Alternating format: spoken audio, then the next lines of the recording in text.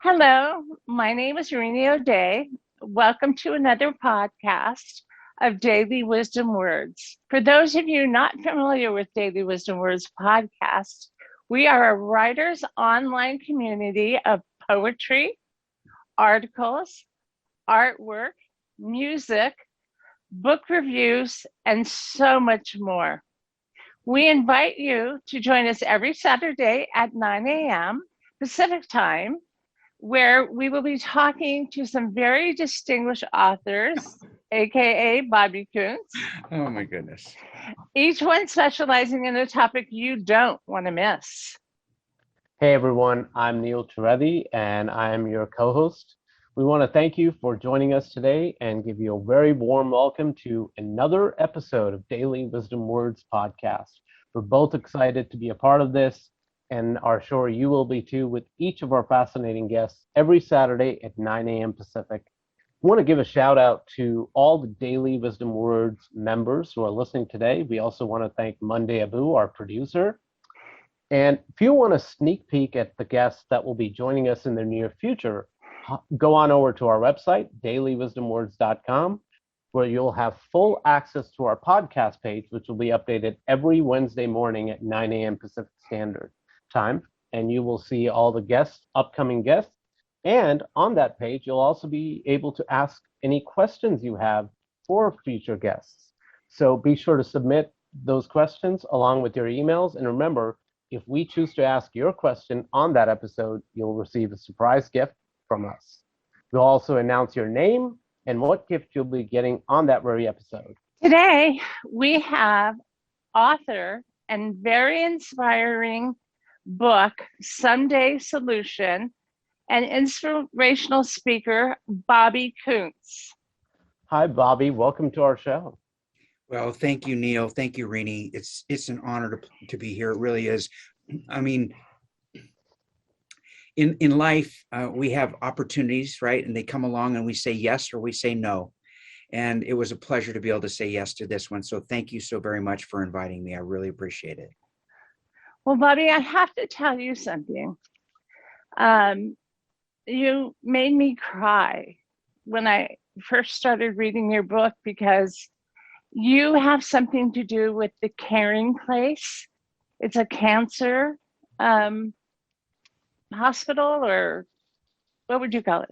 So the Caring Place is a facility that was created in collaboration between an oncologist and a patient, because in the community, they didn't feel that there was a place where patients could go be something other than a patient. So everyone that comes into the Caring Place is a participant. So patients can go from being a patient to being a participant. And the Caring Place was established, through this collaboration between one of the local physicians and one of the patients to create a safe space where people could come together and share in their experience and walk their cancer journey on their own individual path, but supported by others and by a community that's committed to making sure that they have the resources they need to be able to navigate that challenging process. Well, the reason I cried and wanted to thank you is my daughter just finished treatment. She survived lymphoma. And so you got a little piece of my heart there. Because so since you shared with me, I'll share with you that non-Hodgkin's lymphoma was the kind of cancer that my grandma that raised me had. And she lived a wonderful life well after her diagnosis. And she ended up passing from old age, basically. I know, right? Yeah. Well, yeah. Bobby, you're my spirit animal because, we've got this stuff in common that is awesome. But I'm glad your grandmother lived to a wonderful old age. My daughter's only 20. She has many years ahead of her. Awesome. And so, yeah. But anyway, getting back to the book, like I said, I read it in 4 hours. I couldn't put it down.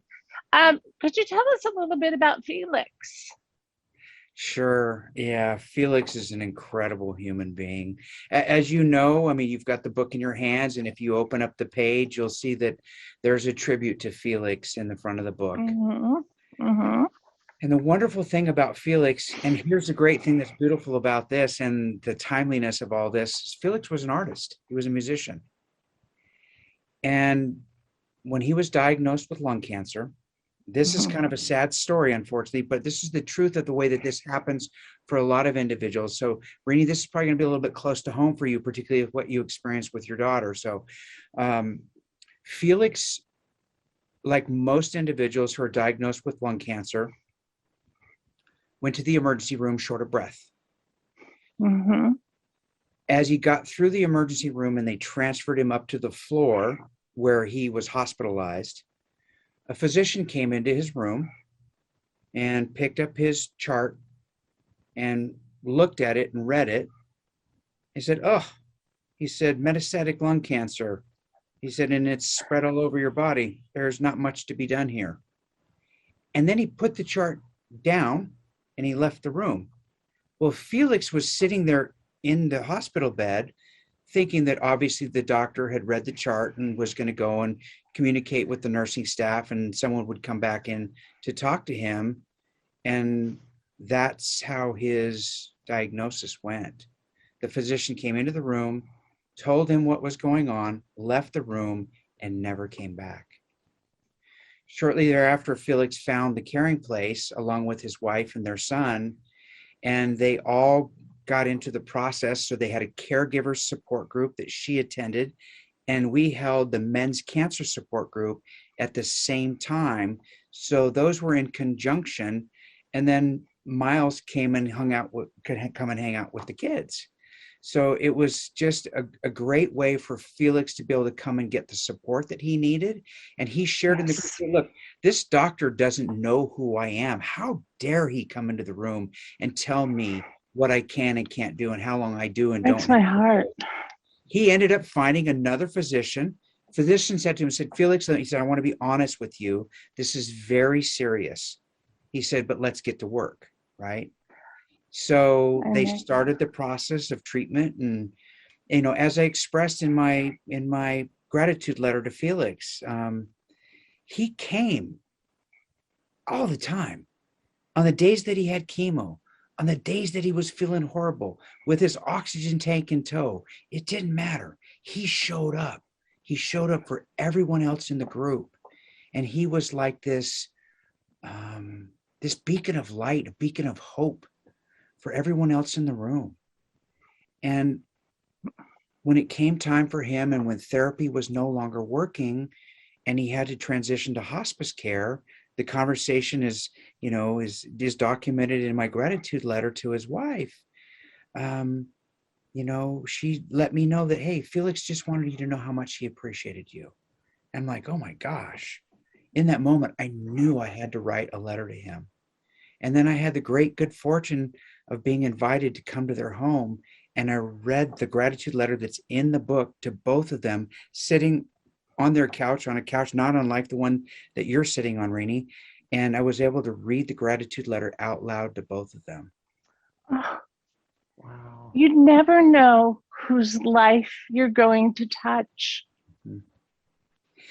The best part of the story came the next day when his wife reached out to me. She said, "Oh my God, you have no idea what your letter did for Felix."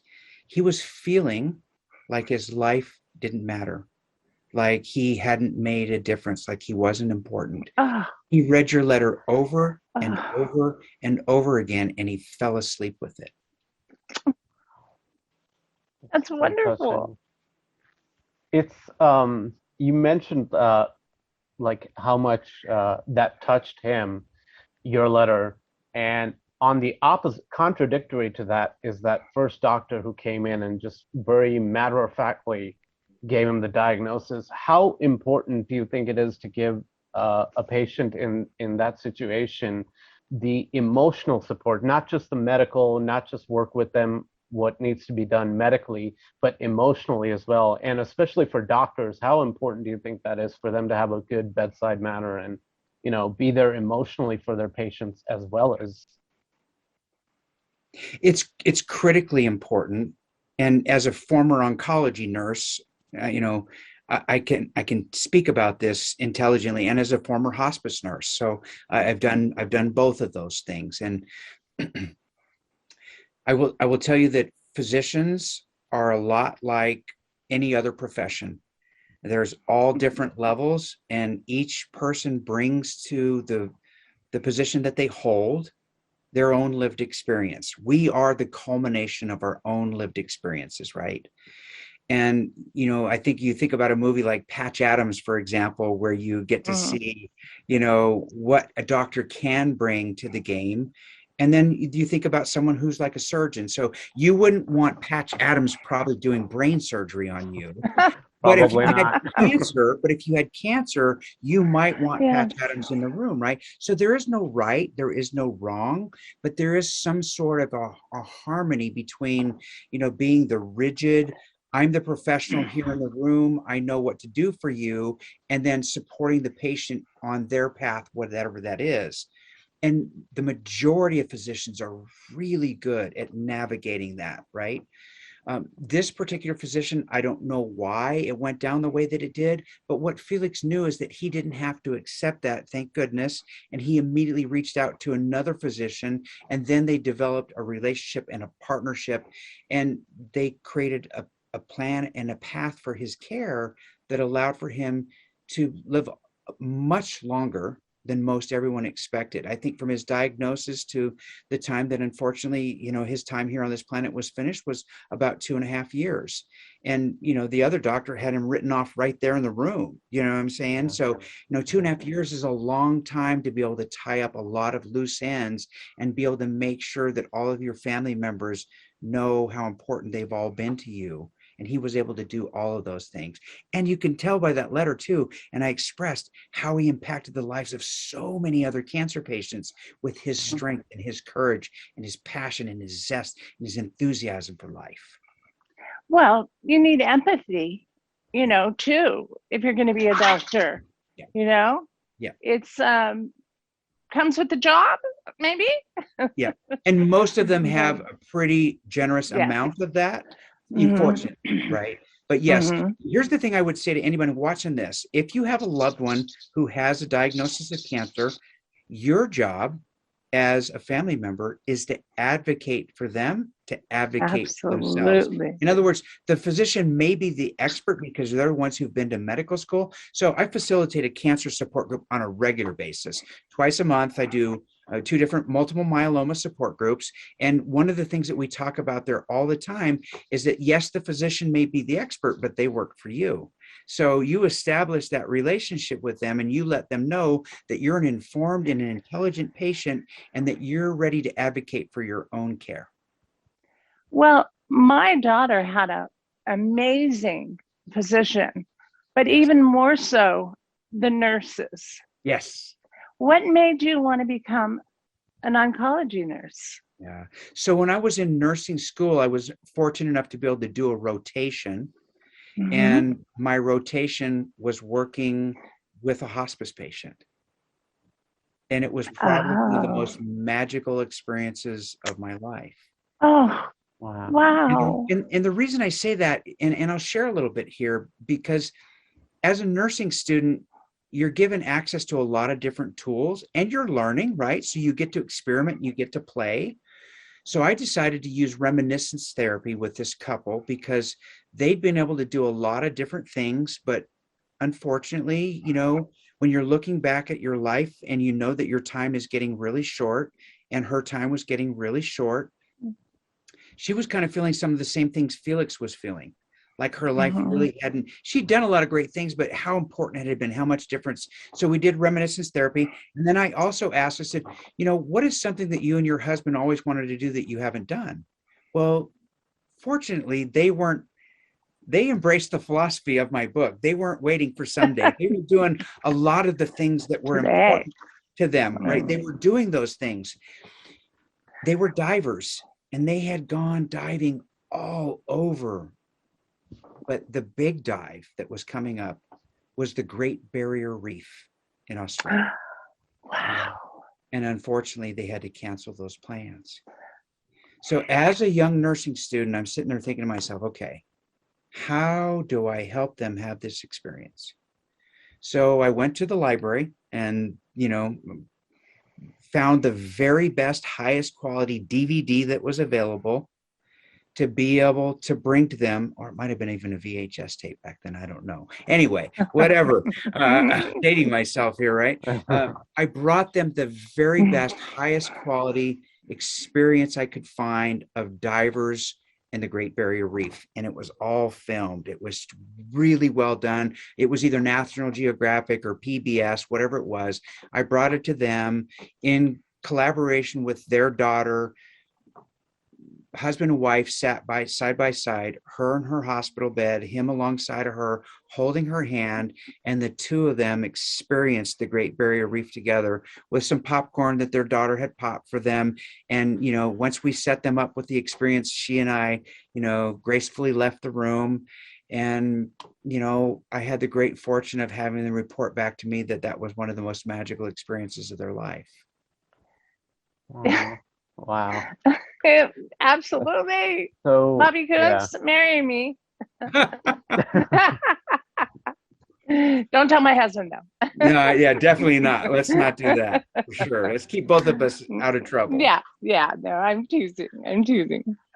So you talked about reminiscing, and this I think is a perfect segue to do that with you and your story, because normally they say anytime you're trying to combat an addiction or any kind of addiction, whether it's alcohol or substance abuse, the first step is always admitting. That's the beginning of the journey. If you don't know that you have a problem, then you can't, be open to a solution. So can you take us back a little bit to the beginning of your journey and how that all came about, and when, you had that moment, and, how everything started about this whole journey and the process to recovery? Sure, yeah. And you're absolutely right. Any recovery, and listen, let's be honest, we're all recovering from something. I think that's really important for every listener, viewer to hear and understand. Addiction isn't necessarily about any one specific substance, right? Right. People get addicted to food, people are addicted to gambling, people get addicted to drugs, alcohol, but we're all recovering from something. Almost everybody's experienced some kind of trauma in their life, and if we're going to move forward, we have to be able to recover from that trauma. So identifying and acknowledging that it happened to start with is really important. And then some level of a personal commitment about whatever change it is that you're willing to attempt or try to move through that. And there's no right way or wrong way in recovery either. Recovery is a process, it's a journey. For someone, it might be a 12-step program. For someone else, it could be a combination of things. And that's what it was for me. For me, it was a combination of things. So after several failed attempts at getting clean and sober, and, even going into the military, right? So, after I'd gotten into some trouble, and, I went to jail, and my grandparents bailed me out. And, I'm sitting there having this conversation with my granddad that raised me, who was, someone who, frankly, an incredible human being, that served his country in both the Second World War, was a POW in Japan, and then, as if that hadn't been enough, went back and fought again in Korea. He knew that the military had given him discipline. So he thought, okay, let's get you into the military. Let's get you into the Army. Let's drop my phone, but I think it'll be okay. Let's get you into the Army, and maybe you can get some discipline and some structure there. And I did. So that was probably part of the path. It was part of the process. But what I found in the military was all the kids had been released and were 18 and had access to alcohol. And man, every single weekend, all they were doing was partying, right? Because once you were done with your workday, the weekend was yours. And I mean, so that was not a good environment for me to get clean and sober and stay clean and sober. I got clean and sober going into the military, but I certainly didn't stay clean and sober. Coming out of the military, having earned $26,500 for college, which is what my agreement was when I went into the military, I said, look, I'll give Uncle Sam 4 years of my life. And they agreed to give me some money to go to school with, which was great because I'd been a carpenter and a cabinet maker. College was never part of the plan for me. I grew up in a trailer park, so my life is very different today than what anyone would have ever anticipated. I came out of the military, came back to Vegas. I started at the community college. I was not clean and sober. My first semester was an absolute disaster. I had more F's than anything else on my report card. I was feeling like, oh my God, how is this happening again? How did I end up here again? I had an angel in one of my professors. His name was Ray Rich. He taught 2 classes and I took both of them from him, psychology, and he taught the history of rock and roll. And for whatever reason, he saw something in me that I couldn't yet see in myself.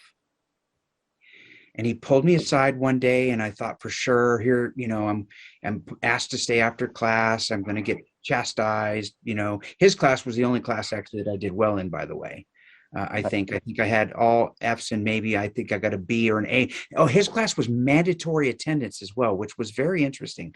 And if you didn't show up to class, you couldn't pass his class, which I thought was a really unique way to get kids to show up to school, right? Absolutely. So, right. Yeah. Yep. So anyway, I'm thinking I'm going to get chastised. And he's like, hey, he said, I think there's a lot more going on in you than you give yourself credit for. And he said, I just want to know, who do you think you're hurting, or, what's got you so angry?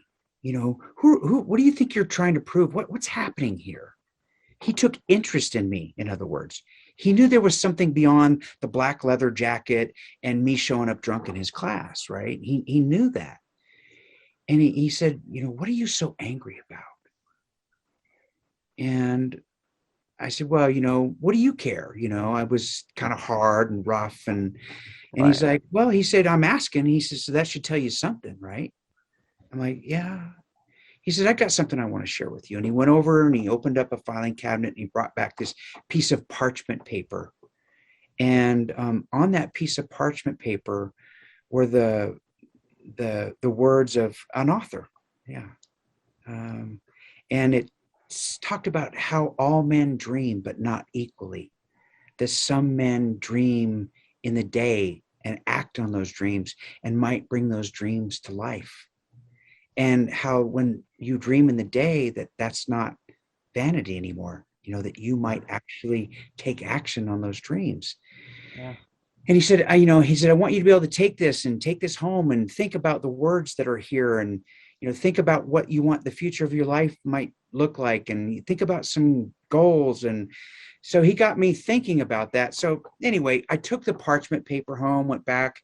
A couple of weeks later, my report card came.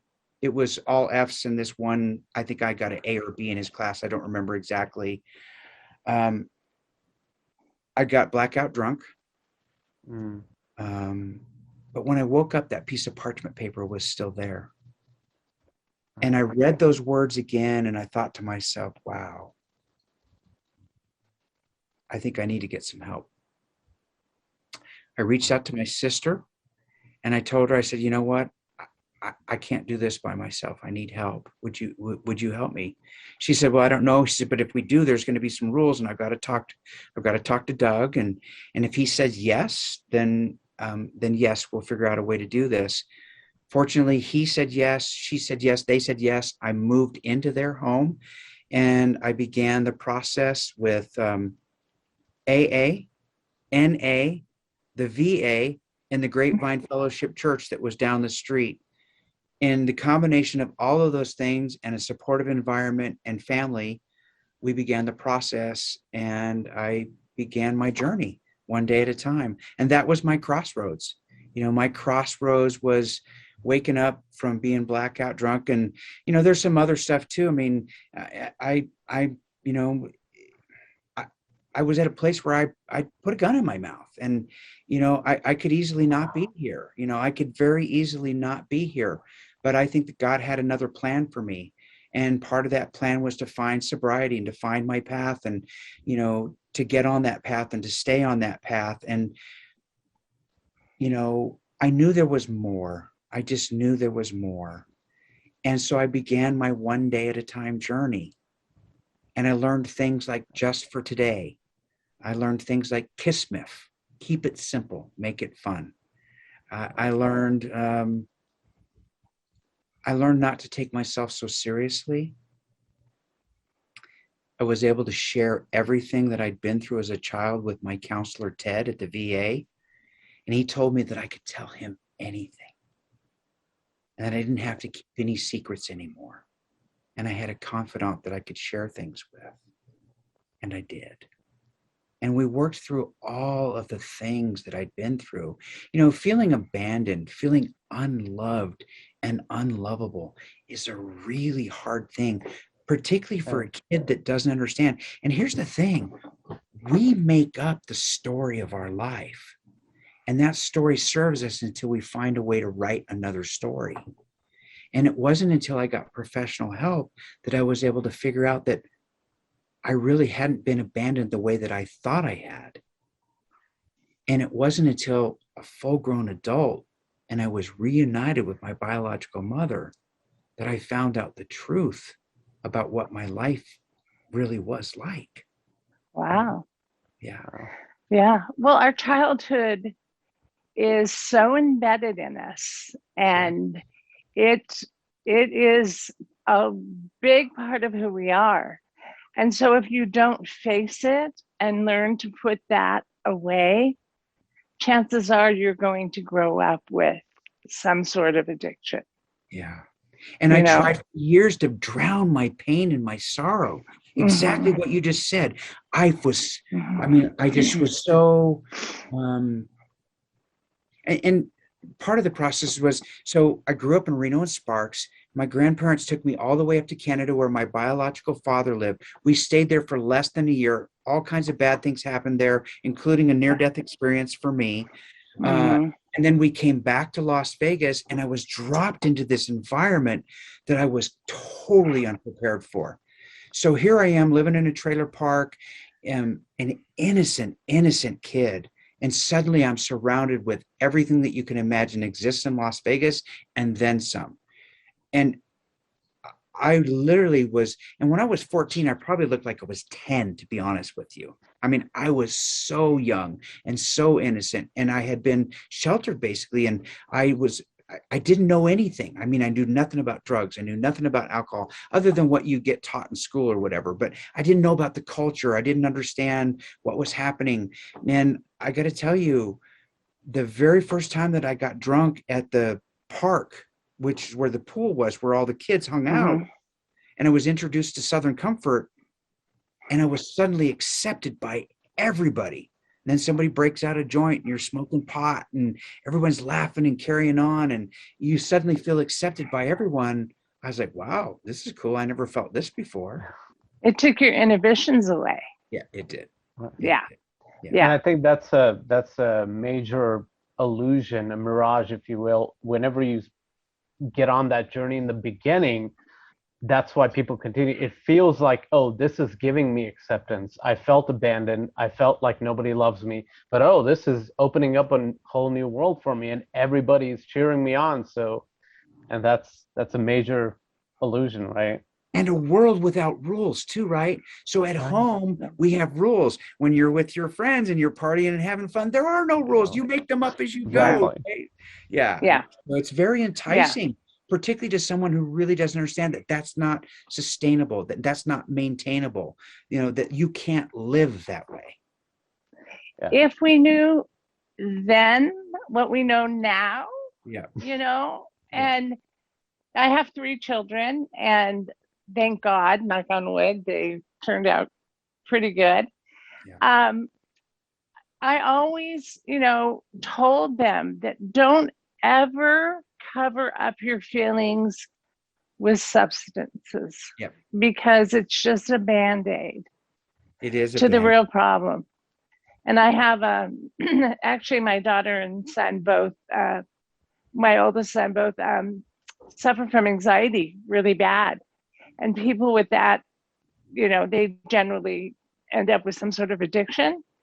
But I always got them help from the time they were little, So, That's all you can do, you know?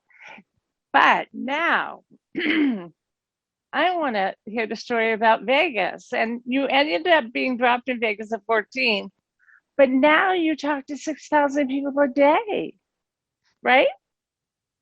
But now I what? I'm sorry. Don't you have a show?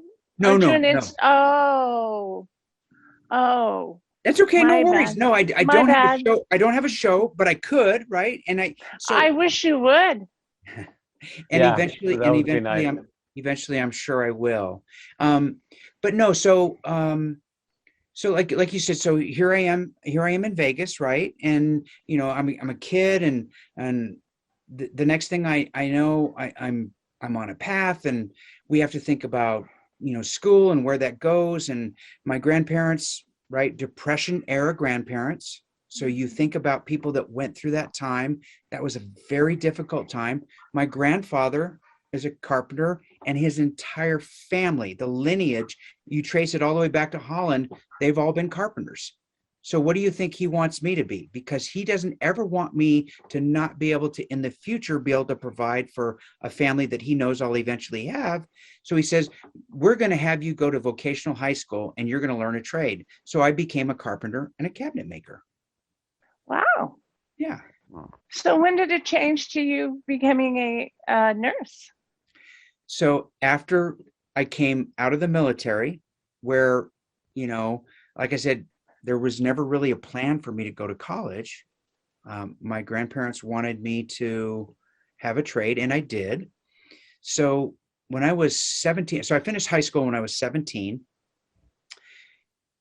And my grandparents decided that since they were done raising their kids, that they were just going to travel. So they hooked up the travel trailer and they started traveling the country. So my sister and I were left, with a place to live in a trailer, and we shared the rent on that, and they went their way. And you all of a sudden have a 17-year-old kid who's now done with high school, who is not clean and sober, who has a good job and is working and has a great trade. So I had plenty of money to do and buy whatever I needed to do, which just fed my problem, right? Which just fed the addiction. And it didn't take long for that to begin to deteriorate. And I realized that I didn't want to live with my sister. And, I went on and went out on my own. And then, it's several years later that my parents are coming back into Vegas and they're rescuing me. And then that's when I went into the military. And that's where the college money came from. And then coming out of the military, that's when I decided to go to school. But when I first started into school, I didn't even know what I wanted to do, what I wanted to be. Mm-hmm. I had another professor. This is important for listeners, because there were several key things that happened in my life, and our life is a tapestry of events. And when we look back at it and we really examine it, we can pinpoint spots or places where things happened that made a real impact, a real difference. I had a professor who taught science, and Dr. Leary. And he looked at me, and once again, he's another one of those individuals that saw something in me that I didn't see in myself. And I told him, I said, well, he said, can I ask you a question? I'm like, well, sure. He said, you're a smart guy. He said, why are you becoming a nurse? He said, you should be a doctor. And I was like, what? He's like, yeah, you should be a doctor. He said, there's no reason you can't be a doctor. Well, there were some reasons, but not reasons that he knew about. But I had never even considered that I might have the wherewithal to become a physician. But he saw in me, he said, let me tell you about Tom. Tom was a guy coming through my class. He was in his 40s, and he decided to become a doctor. Late career life change, he said, and he's a successful physician. He said, I believe you could do the same thing. Wow. His belief in me before I was ready to believe in myself is what prompted me to take on that as my own mantra. And that's what I now do for other people with the work that I do. I have mentored some individuals, Chris Palmore, who you might know or have seen on Twitter, and he's got Gratitude Space Radio, and he's published a couple of books. Dear Gratitude is one of the books that you might have seen, and Dear 2020 that recently came out, and these are both books that I'm part of that are anthologies. And I mentored him and helped him, and he created a testimonial for me. He said, without Bobby believing in me before I was ready to believe in myself, he's like, holds up one book. He says, I don't think this book would exist. And he said, this book certainly wouldn't exist. And you realize that you're suddenly having an impact on people who otherwise might not have been ready to believe in themselves, that suddenly do. And then you see their lives changing and growing. And then you know that you're part of the tapestry of not only your life now, but their lives. And that the ripple that they're creating, right? So Chris is in the process of creating a tsunami of gratitude that will spread across the planet. It's kind of like the butterfly effect. You never know what one interaction with another human being is going to do. Exactly. Right. Exactly. Yeah. And those professors planted that seed in me, along with my friends Carmel and Jeff, who are in my book as well, that I talk about how they believed in me, how they taught me to socialize. And I learned things along the way. And had I not learned those lessons, I wouldn't be who I am today. Right.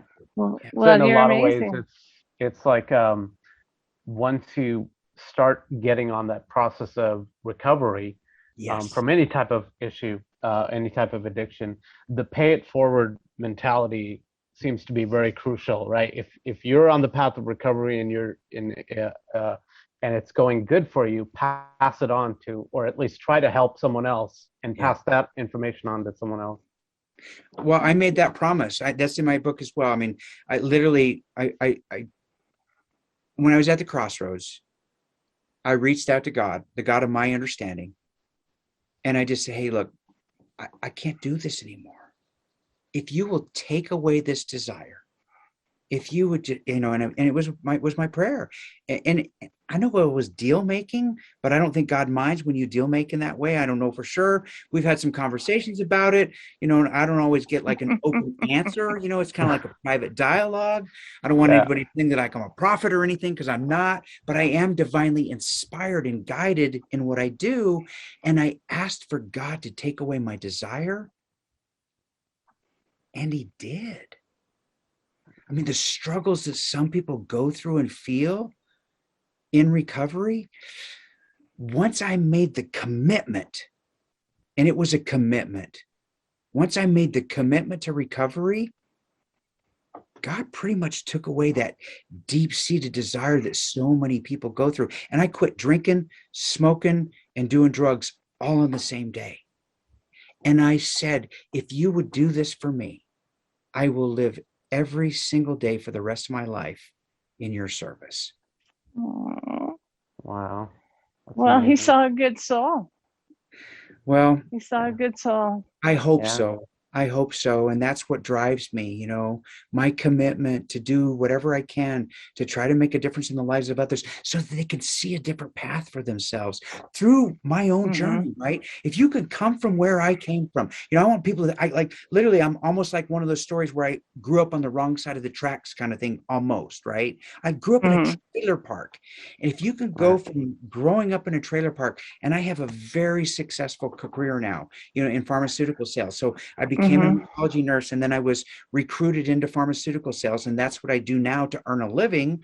But my passion is this is my passion, helping people, being able to see people see something in themselves that they otherwise might not see without my guidance, without my assistance.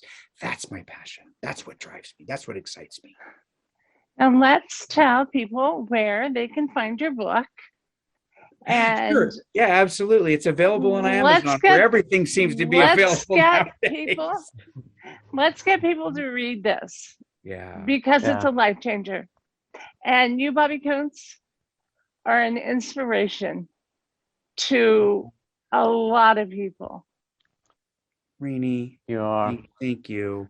When I wrote this book, there's a little passage in here somewhere, and I wrote, if this book changes one life, then in my mind, then it will be a success, right? And you're saying yes. So obviously you saw that, right? You read that. Of course. So people notice little things like that. You said this book is for you. This book is for you. Yeah. You wrote it for us. And that is phenomenal. I wrote the book. Someone was smart enough to tell me that if you write this book as if you're writing it, so, and I'll look right now first at you, Rini, as if you're writing it for Rini, or if you're writing it for Neil, or as if you're writing it for whoever's struggling with whatever they're struggling with. Write it for that one person and speak to them. Try to speak to their heart. Try to speak to their soul. Try to make a connection, with them that they'll feel. And if you write it that way, if you write it in your spoken voice, then they'll think that the book was written for them. And it was. Oh my gosh.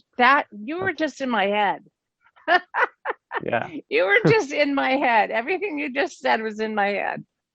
That's awesome. Awesome. Bobby, may Neil read your poem at the beginning of the book, The Commit? Commit. If you'd like to, I would be honored. I would be absolutely honored. Thank you so much. I would It's love fantastic. I'm going to cry right now, I swear. I'm a bit of an emotional. As a great introduction to those who may not have read your book, and if they're thinking of picking it up, buying it, I think it's a great introduction to, and a great lead into what they're in for, this fantastic journey. So yes, I would be honored if I could. I'm a bit of an emotional person. If I cry, I'm just going to say, tears are good for your soul. That's all I'm going to say. They are. They're cathartic. Yeah, they are. Thank you, Neil. Thank you, Rini. And to Daily Wisdom Words, thank you. I mean, I feel so blessed and honored. Thank you so much. Samantha and Abu. Yeah, they're wonderful people. But this is for you, Bobby Kountz. Thank you. So this is Commits, a sobering poem. Choose to begin if you want to win. Choose to say, I choose to begin. Optimize all available resources. Offer help, support, and new life courses. Manage expectations, minute by minute, day by day. Manage life now, not someday. Make mistakes and friends along the way. The journey is simple, day by day. Inspire others and seek inspiration. After all, we're just an inspirational nation. Together, we accomplish more. Together, we can avoid a life on the floor. Success is accomplished with action. Sobriety begins with minimal traction. Choose to live life clean and sober, or soon you will find life is over. Optimize every chance to learn. Commit, decide, stand tall, be stern. Manage your life one day at a time, hour by hour. Time is sublime. Make your commitment, make it today. Tomorrow is never the sobriety way. Inspire your friends and your family too. They will gladly support the brand new you. Yes, Together we can achieve what we can't do alone. Make the call, pick up the phone. Success comes to those who commit to their path. Commit now, no more wrath. Choose new habits, choose new ways. Soon you will see bright, sunny days. Optimize the 12 steps and traditions. Avoid the lonely road to perdition. Manage each step, one step at a time. No hurry, no rush, no race against time. Make this day the day that you say, I choose sobriety just for today. Inspire another to join in the cause. Simply remind them, today is a pause. Together we see what we never saw, life in all its splendor and awe. Success has arrived at the crossroads today. Failure is always just one drink away. Choose to believe it's possible for you. Faith will certainly move mountains too. Optimize this new life you've been given. Begin right now to again begin living. Manage your day or it will manage you. Drink not today or for sure you'll be through. Make today the day that you say, thanks to my higher power, I am sober today. Inspire others with your sobriety story. Share your message and your glory. Together, a journey is one we can travel. Alone, what's found is the sound of the gavel. Success smiles on those who work their plan. Success arrives today for woman or man. Brilliant poem. Brilliant. Thank you for that. And wow. I never felt ever until this very moment like a brilliant poet. Ever. Not until Oh, just now. please write. Mhm. Yes. You're a member of Daily Wisdom Words. Please write your poetry. It's inspirational. It's phenomenal. Yeah. I do write, I write regularly. I write every week. But I've Put written it on very Daily little. Wisdom Words. Yes, I've written very little poetry. I never really, until this exact moment, hearing you read that right now, felt like I could be a real poet. Bobby, I just started painting and I didn't know I could be a painter. These are my paintings up here. And it's amazing what you can do when you find your passion. Oh, and writing is your passion. no doubt about that. No doubt about that. It is my passion. And your paintings, is that a heart tree behind you? Yes, it is. Ah, yeah. I thought it was. That looks pretty awesome. Thanks. I love those heart trees when people paint those. Wow. Those are my favorite to paint. So what's next on the Bobby Kountz writing book journey?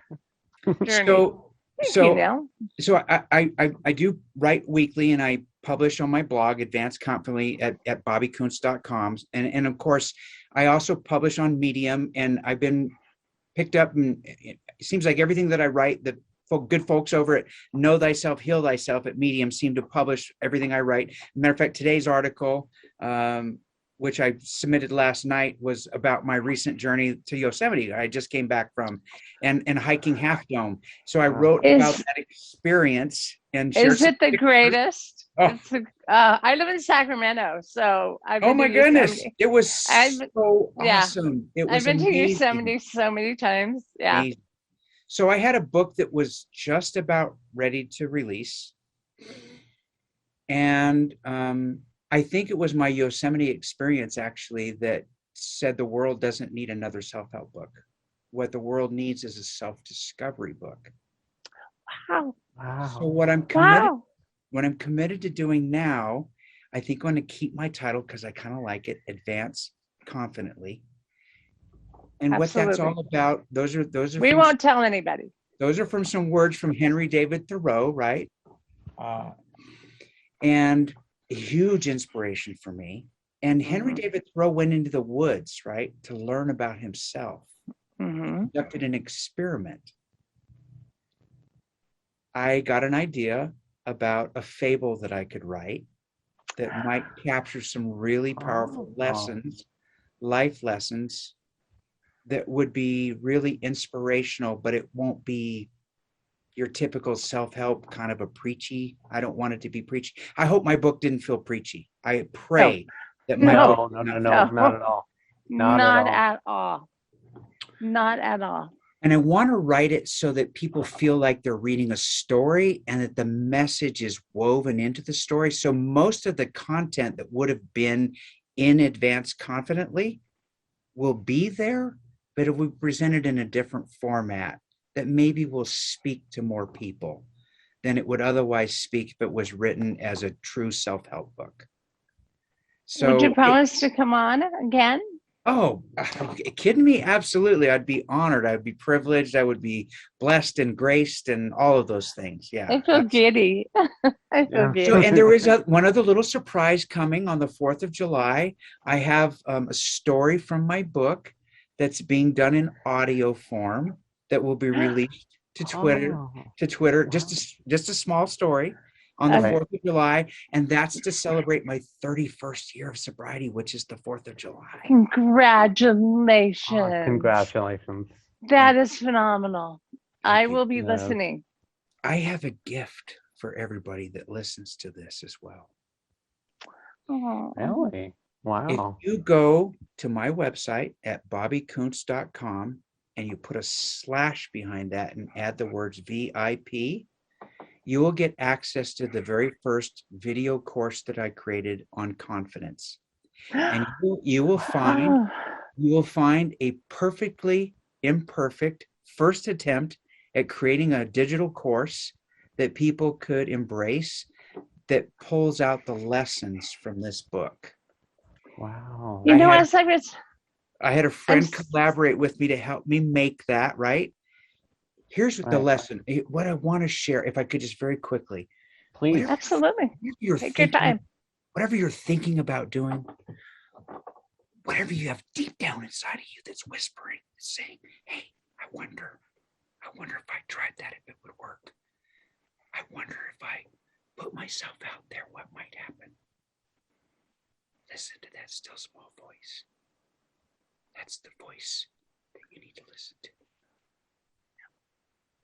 That's the voice that will carry you into the next phase of your life. Confidence comes from our actions. It builds day by day, slowly, one small step at a time, sometimes one failure at a time, sometimes one success at a time. It takes both. We learn more from our failures. We feel better about our successes, right? Yeah. But it's a day by day, step by step, believing in. Listen, if you won't invest in yourself, if you won't invest in you, Inc., why should anybody else? Start investing in yourself. Say yes to you. Think of an inspirational song that exists. If that writer, musician hadn't had the courage to release that song, it wouldn't be what it is today. Think about another book that you've read or a poem that somebody shared, whatever it is. If you didn't have the courage to put that out there and maybe fall flat on your face and fail, then someone wouldn't have been inspired. If I had finally found the courage to write my own book that languished on my hard drive for years as an idea after I rode my very first Pan Mass Challenge event back in 2014, how long did it take? I love that story. I love that story. Yeah. How long did it take for me to publish my book, right? It took a long time. And it took someone else saying to me, hey, there's something really important missing from your book. And I'm like, what's that? And they said, you are not in your book. So that's what chapter 2 is all about. Chapter 2 is about me. Chapter 2 didn't exist before someone pushed me out of my comfort zone to write. I love it. Story. I love it. You know, as I was reading it, I was thinking, he needs to become a YouTube sensation or an Instagram sensation where you talk to people, in your inspirational voice about, what you learned to help them. Yeah. People do it every day. Bobby Kountz, you would be amazing at it. Well, thank you so much for that. And I would consider doing YouTube because I have control over that. Yes. But I don't. The only social media that I do really is Twitter. And for those who aren't on the new social audio platform that's out there, Clubhouse, it's a beautiful platform. You have to find your place, your own space where you want to hang out. But the Miracle Morning is a phenomenal place to hang out. My dear friend and my mentor and my coach, Michael O'Brien, has a beautiful room called Pause, Breathe, and Reflect. And he holds meditations throughout the day. So Clubhouse is an amazing platform. I'm in. Waiting for writers to find and discover it. And so I'll probably create something there as well. I'm but in. YouTube, I have been told by several people now, like, look, you need to just start a station. Just create a YouTube. And does it matter? Like when I wrote the book, like I said, if I change one life, right? What would it matter if I did it and changed one life, right? It would be worth it because it's not really about me. This is not about me. This is about all of the people that I can serve by being committed to a life of service. And what I learned a long time ago is that the gifts, because there's universal laws that exist, and the law of reciprocity basically says that whatever you put out is going to come back. And you will be rewarded. It may not be in the way that you expect, but whatever you put out into the universe in a positive way will come back to you, and it'll probably come back tenfold. Mine is kindness. I love kindness. I kindness to me. I just want people to be kind. So I give kindness when I can, where I can. Rini, there's a couple of kindness stations that you could go and check out over on Clubhouse that you might go, wow, this. Matter of fact, there's one in particular. They're starting a global movement on kindness. I love it. Wait, what was your friend's? So Michael O'Brien, in his room that he runs on Clubhouse is Pause, Breathe, Reflect. The other room that I'm an active participant in, where you could hear me speak because I'm a co-moderator in that room, is called the Miracle Morning. So I don't know if you guys are familiar with Hal Elrod and his Miracle Morning movement. Huge movement, global movement, multiple books, multi-award winning, best-selling author, keynote speaker, incredible human being. Great story there. We could pick that up maybe next time, another time, talk about that. Sure. Absolutely. Yeah. We could go on and on for days, for hours. I could talk to you guys forever. Are you kidding me?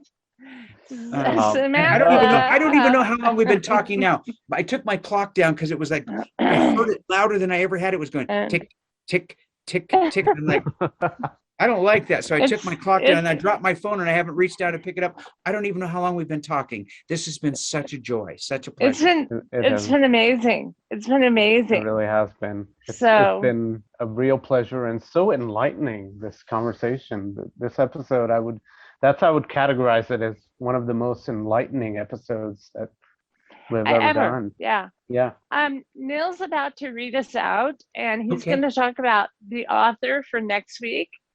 And Bobby, I think you should read his book. Oh, awesome. Okay. Yeah. Okay. Yeah. So Neil, you want to read us out? Yeah, I'll go into it. So join us next week as we talk to author Neil David Chan. Don't forget to submit a question for Neil by Wednesday of this week. To do that, go on to dailywisdomwords.com, click on the drop-down menu, and click on podcast. And remember, once again, if we pick your question to be on the show, you'll receive a surprise gift from us. Neil's book is called A Higher Conversation. So I understand the recommendation now. Totally understand the recommendation. And yes, I will get and read the book. Absolutely. He's a great guy, like you.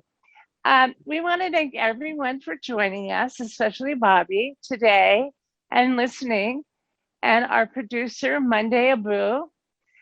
Please visit us at dailywisdomwords.com.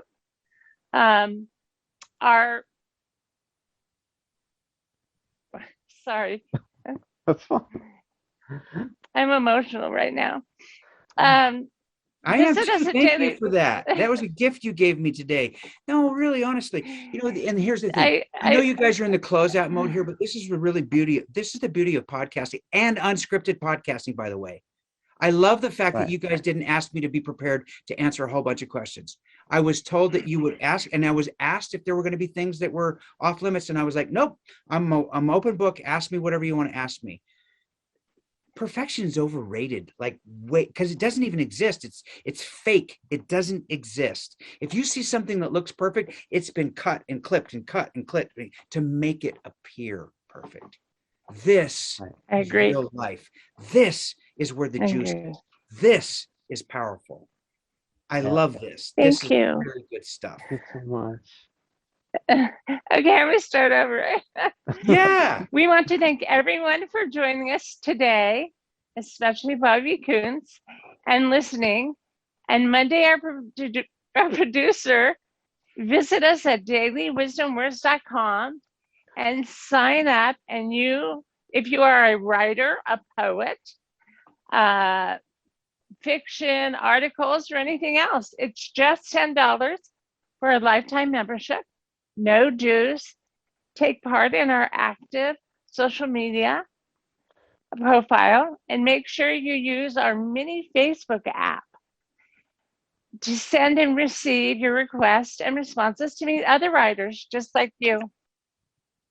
That's dailywisdomwords.com. And make sure to follow us on Twitter, Instagram, Facebook, all of the links of which will be listed below in this YouTube video. Thank you, Have a good Bobby. one. Thank you. Thank you so much. Well, and listen, You're coming back on. yes, honestly, this has been an absolute pleasure. I've done a few podcasts. They're all a little bit different. I don't know that I've ever felt so welcomed and so comfortable just having a casual conversation as I have today. And I can tell you, I've never been honored the way I was today to have someone read my poem the way that you did, Neil. Okay, I'm getting a little emotional myself now. Yeah, I know. He did a great job, didn't he? Still the beginning of our podcast journey. This is still we haven't done so many, and this is still fairly early on. Yeah. So to hear that at this stage in our podcast journey, it's just, oh man, it feels so good, and I can't describe. I'm getting a little emotional myself. So. I know. Yeah. Well, that confidence you were talking about. Yes. People think I have that, and I'm not really a confident person. I just, act like I have it. And this is the final. This is like a final great closing piece for everyone. So whatever you see, whatever you think, just remember that you're the one that's assigning value to that. All events in life are neutral until we label them. Mm-hmm. Confidence is a choice. Mm-hmm. Confidence is feeling the fear and doing it anyway. Mm-hmm. That's what confidence is. Confidence is, you know what? I might screw up, but I don't think I'm going to die if I do. Confidence is, someone may laugh at me, but is that really important? Probably not so much. In the back of your mind, there's another little conversation going on, but what if because I had the courage to speak up, somebody else never, ever would have found their own courage through me and then did something they never would do, and that changed the life of another human being, and we don't know where that goes. The ripple effect of that is literally like the butterfly effect. What if because, Rini, what if because you came across as confident and then told everybody, well, I might look confident, but I'm really not. So that's called authenticity, right? Being genuine with your audience. And someone said, oh my God, I thought she was such a confident person. She suffers from the same things I do. She struggles from the same, and she's doing it afraid. Oh my God, if she could do it afraid, maybe I could do it afraid. And then they do. How do you know? How far do you know how far that ripple goes? You can't measure that. You don't. Do you know what my mantra is, Bobby? I want to know. So yes. Tell me. I love me. I love me. Well, we could talk about mirror work. Woo. That's mirror work there. That's mirror work. You go to the mirror. I've been working on that. I love that. Louise Hay was so far ahead of her time when she came out with mirror work. Yeah. Oh my, so far ahead of her time. Yeah. Brilliant human being. Yes. Thank you guys. I think children need to learn it. We could go, like I said, we could go on forever. You've already done the readout here, right? I know we're still recording. I probably should let you all go about your days and all that. We'll have to do this again somewhere down the road, maybe when it comes time to release Advance Confidently. Definitely. Okay. Thank you, Bobby. It's been so much a joy and a pleasure. I feel blessed. Okay. I feel my day is complete, and it's just beginning. Thank you so much. Thank you. Thank you. Our pleasure.